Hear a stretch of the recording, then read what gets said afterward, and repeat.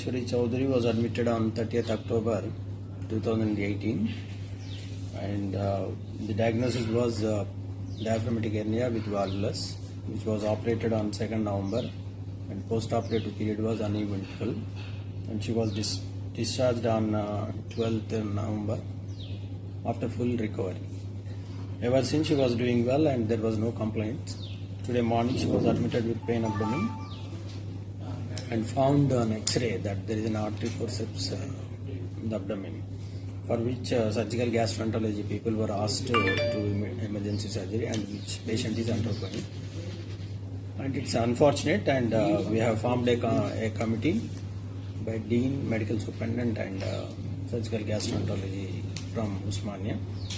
Depends upon the report, and whatever the action is required, we will take as per the law.